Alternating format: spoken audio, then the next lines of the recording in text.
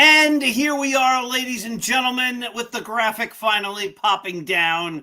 Paul Semendinger, the Dr. Sem Yankees Show. Welcome to what is the greatest podcast from the greatest website. Start spreading the news, talking Yankees baseball. We are here with our thousands of viewers on a variety of programs and networks.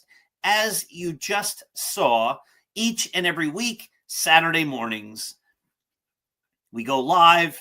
Actually, the show goes live. I always record these at 7 a.m. And then the show is simulcast, if you will, on various other networks and various other places. And of course, the link to every show is on the greatest Yankees site there is. Start spreading the news.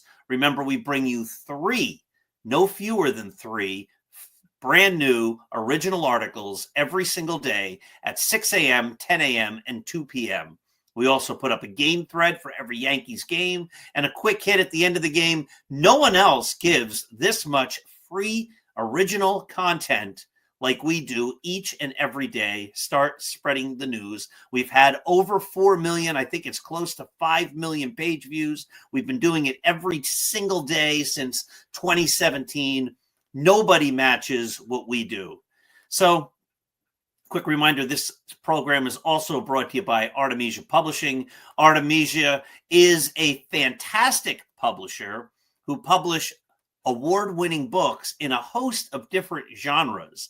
They are a traditional publisher, as I noted, located in the United States of America, and they are the publishers of the great book, Roy White, From Compton to the Bronx. It's Roy White's autobiography written by Roy White and me. The other night on the Yankee game, the great Yankees pitcher David Cone stated, and he has stated this in the past as well, that book is one of the best. You can check out all of the great books in the Artemisia catalog by going to Artemisia Publishing at apbooks.net.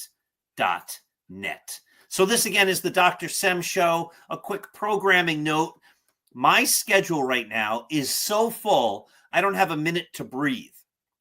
So I'm recording this not on Friday, not on Thursday, but on Wednesday, a day before the trade deadline.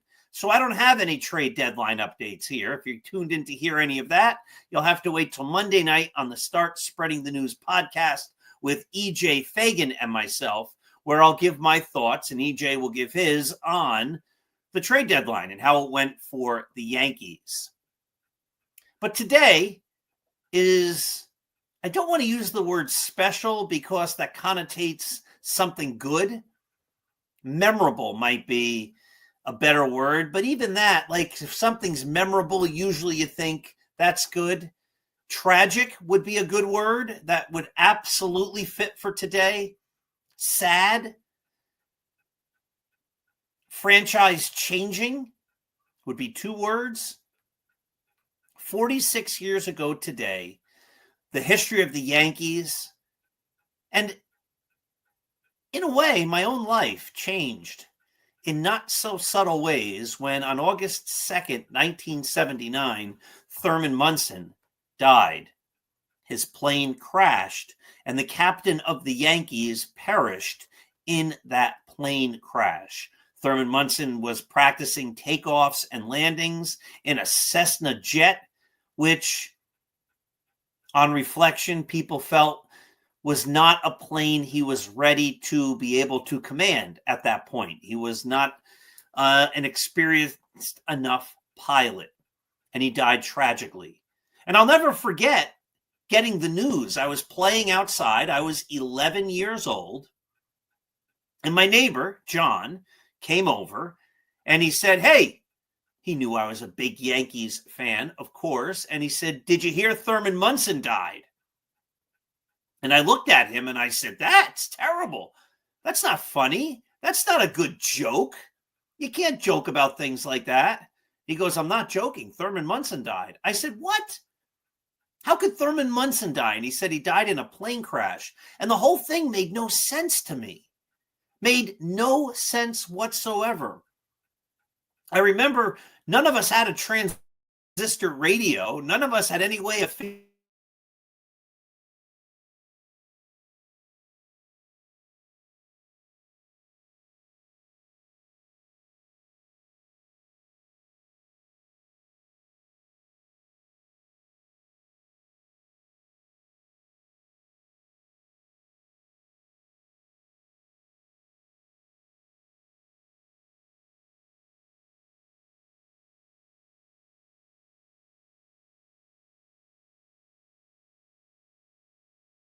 believe it or not.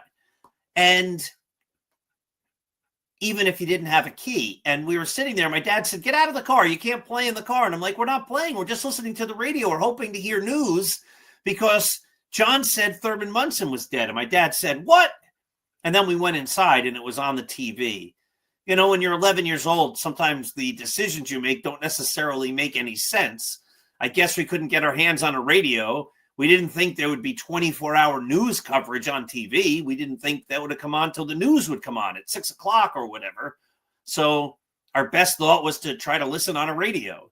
By the time we got inside, it was on TV, and it was tragic. Now, I understood about death. I had an uncle who died in 1977.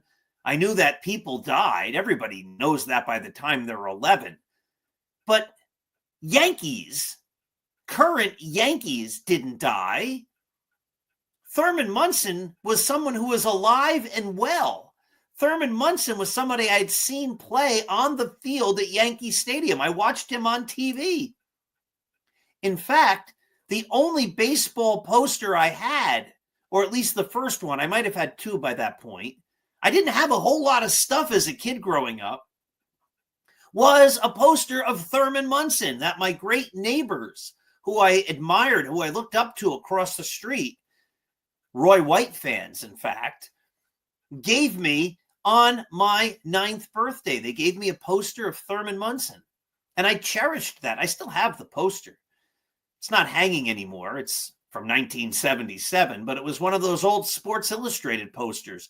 If you know the picture of the poster I'm talking about, you can envision the picture. Thurman Munson had just gotten a hit, and he's following through as he's running towards first base with the bat still in his hand. How could Thurman Munson be dead? It made no sense. I understood that players from long ago could die. Of course, nobody lives forever. Babe Ruth was dead. Of course he was. That was ancient history.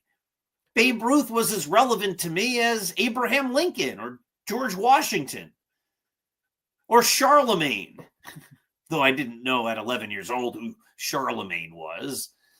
But any of those guys from the olden days, long ago, I could understand that they weren't living in 1979. But Thurman Munson was a current Yankee. And I looked at the Yankees as if they were superheroes. If I wasn't watching the Yankees, I was probably watching the Super Friends on Saturday morning. And those guys were eternal. You couldn't kill Batman or Robin or Superman or Aquaman. They were too strong. They were larger than life.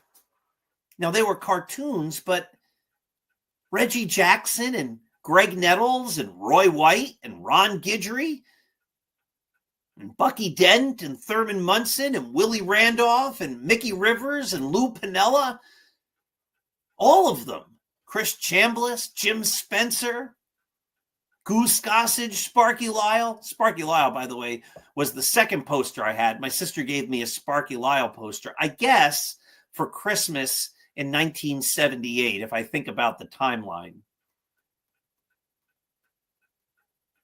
But these guys didn't die. Thurman Munson was an alive baseball player, a living baseball player. And it hit me hard. It hit me so hard that ever since, for the last 46 years, when I wake up in the morning on August 2nd, or even if it's a couple of days before, and I'm looking at the calendar and I'm going, oh, August 2nd, the thing that immediately comes to mind is that's the day Thurman Munson died. And I think it's the day, in a strange way, that I grew up. at least a little bit, that was the day that I realized that even the superhero people in our lives can die. That Thurman Munson was never going to be around again sort of signaled to me that other people in my life, people I knew closer than the uncle who had died in 1977, also died. It wasn't too long later, technical difficulties here, we keep losing the picture. It wasn't too long ago, later that same month, that my grandma's sister died. And then tragically, a month later, my own grandfather died. So within a month and a half or 2 months, I lost my grandfather, a great aunt, and Thurman Munson had died just before that. And the whole idea of life and mortality came crashing home in my 11-year-old world. And, you know, as you think about it, as I think about it, I never quite looked at anything the same way. Because if Grandpa can die and Thurman Munson can die, then anyone can die. Things aren't forever. And I don't know. I guess the Yankees eventually recovered from Thurman's death because they did win all those World Series in the 1990s.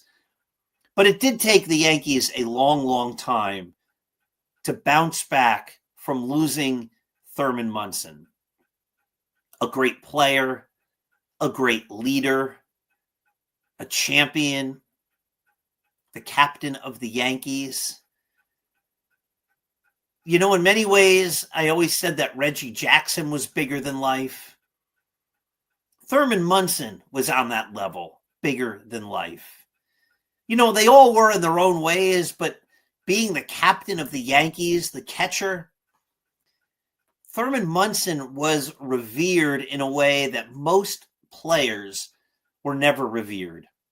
And today's the day, 46 years ago, that we remember that Thurman Munson passed. And, you know, it's worth taking a moment or two and saying a prayer, thinking about the people in his life who still have to live with the loss that they've lived with now for 46 years, including his children and his wife, the people in his community, his friends, his teammates, and all those that were touched personally by the loss. Never hurts to say a prayer, to reflect positively and with humility toward someone whose life has passed. You know, there's a saying in the military that as long as we say someone's name, that a part of them lives forever. And I hope that people continue to say the name of Thurman Munson forever. Now, I've written a lot about Thurman Munson on Start Spreading the News. If you go into the search bar and you type in Thurman Munson, you'll find lots and lots and lots of articles. And I don't have time here to delve deep into all of that. I can only give a very brief, surface level explanation in the time I have on this show to talk about Thurman Munson's impact on the game. But Thurman Munson was a Hall of Famer. Thurman Munson is not in the Hall of Fame, but Thurman Munson was a Hall of Fame baseball player. There's no doubt about that. In the Baseball Hall of Fame, they sometimes give credit to players who don't have the greatest statistics because their careers were cut short for one reason or another. Kirby Puckett is an example. But they don't give that kind of consideration to every player. Don Mattingly had his career cut short because of a bad back. That was not something that's been able to get Don Mattingly into the Hall of Fame. Thurman Munson had his career cut short because he died in a terrible plane crash. But he was still a great player. and he still deserves to be in the Hall of Fame. If you go on Baseball Reference and you look up catcher leaders all-time Jaws, if you rank all the catchers by WAR all time in the history of the game, the top 11 catchers by WAR, the guys who have accumulated the most WAR, those 11 are in the Hall of Fame. Number 12 on that list, you already know what I'm going to say, Thurman Munson. If every single player ranked above him is a Hall of Famer, then Thurman Munson is a Hall of Famer. That's not diluting the position. That's saying he is ranked right there with the top 12 catchers of all time. I would think that in the history of baseball, if you're the 12th best catcher of all time, you deserve to be in the Hall of Fame. And remember, he should get some type of consideration because his career was cut short.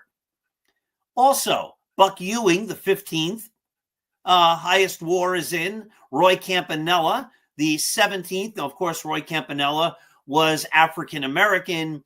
He faced the color line, and he was one of the people on the Dodgers who helped break the color line after Jackie Robinson. But Roger Brashenin, I don't think I'm saying that 100% correctly. He's in the Hall of Fame. Ernie Lombardi, he's in the Hall of Fame.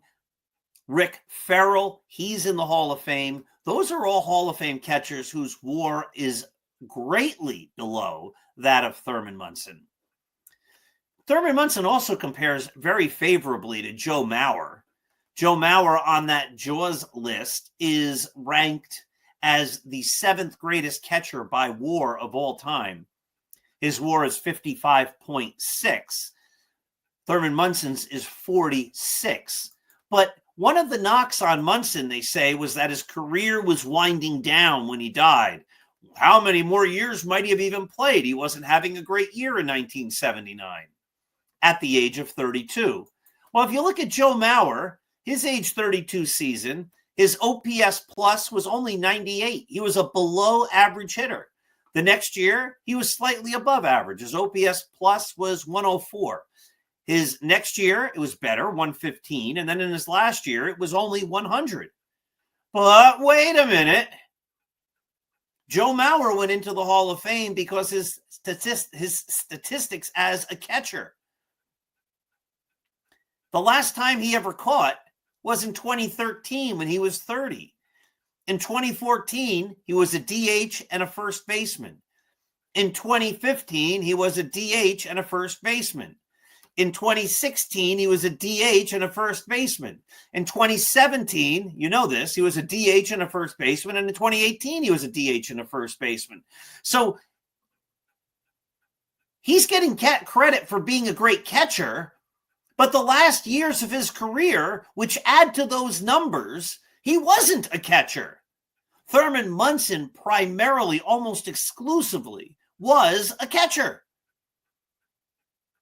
So while you might be able to say that Joe Mauer ranks higher on that list for all-time WAR than Thurman Munson, well, no, not really, because a lot of those numbers were accumulated when he wasn't even playing in the catcher position any longer. If you go on Baseball Reference and you look up how many games each of these two players played at these various positions, you say, hey, wait a minute. Thurman Munson played 1,278 games as a catcher. Joe Mauer, 921. Joe Mauer caught 7,883 innings. Thurman Munson caught 11,108 innings. Thurman Munson, in a shorter career, caught more games and more innings than Joe Mauer, who's considered a catcher because the beginning of his career he caught. But give Thurman Munson 5 years at the end of his career to accumulate just a few more WAR. Let's see the WAR that Joe Mauer accumulated in those last couple of years playing first base. He got 1.7, 1.5, 2.3, 4.1, 1.4 in those last years when he didn't catch at all. So that's a carry the 2, 3.2, 5.5, 9.6, 9.6, 10, 11. That's 11 WAR that Joe Mauer earned while not being a catcher. Now let's go back to that Jaws list.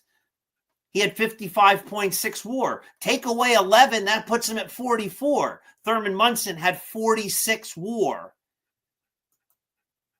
You see the point? Joe Mauer did not get in the Hall of Fame because he played a couple of years at the end of his career at first base. He got in the Hall of Fame because he was a top catcher for a period of time. But Joe Mauer wasn't as good of a catcher as Thurman Munson. That's just obvious. Mauer has an MVP. Thurman Munson had an MVP. Mauer had 3 Gold Gloves. Thurman Munson had 3 Gold Gloves. Joe Mauer was a 6-time All-Star. Thurman Munson was a 7-time All-Star.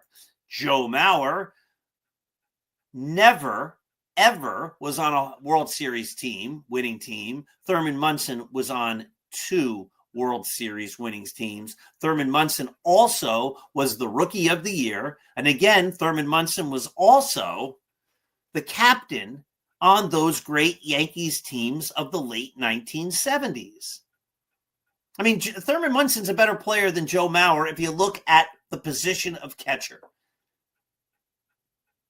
It's wrong that Thurman Munson is not in the Hall of Fame. Again, if you go to start spreading the news, I was going to say thousands. That's hyperbole.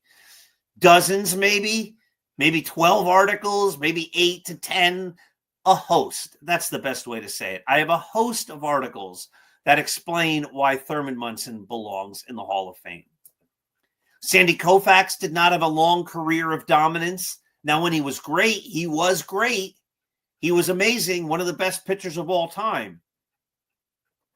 But if we can look at certain players and say they had a very brief greatness, then you have to look at other players who also had very brief periods of greatness, and Thurman Munson did. Thurman Munson, in a time, this is one of those statistics that today doesn't mean as much, but in the late 70s, if you could hit 300 and drive in 100 runs, that was considered to be a big deal. Thurman Munson was the first Yankee since Joe DiMaggio to have 3 consecutive seasons where he hit 300 and drove home 100 runs. 75, he hit 318 and drove home 102 runs. 76, he hit 302, drove home 105 runs. 77, he hit 308, drove home 100 runs on the nose.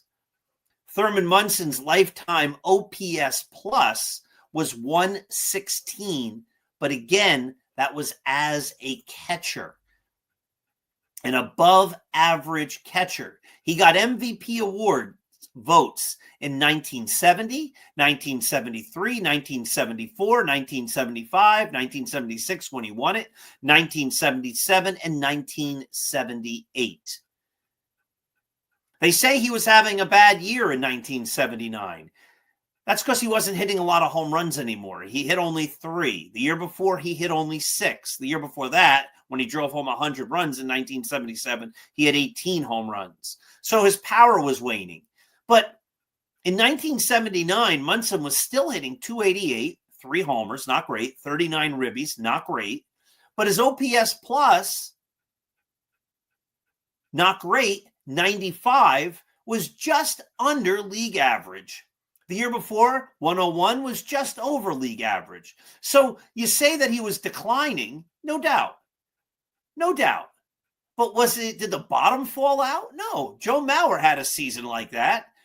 He had a season where his OPS plus in 2015 was 98, bounced back 104. We went through these before. Bounced back again 115, and then ended at 100. So there's no reason. People say, well, he was done. He wasn't going to hit anymore. How do you know that? You don't know that. it's likely he could have bounced back and had another year or two with much better numbers compared to the rest of the league with a statistic like OPS plus. So, and he was still hitting 288. Now, I know batting average isn't everything, and it showed where I said that his OPS plus, which is a better indicator of how they're comparing it to the rest of the league, was below average at 95, but it wasn't like he was hitting 220. And there's no reason to suspect that he wasn't going to keep getting base hits. Thurman Munson was a professional hitter.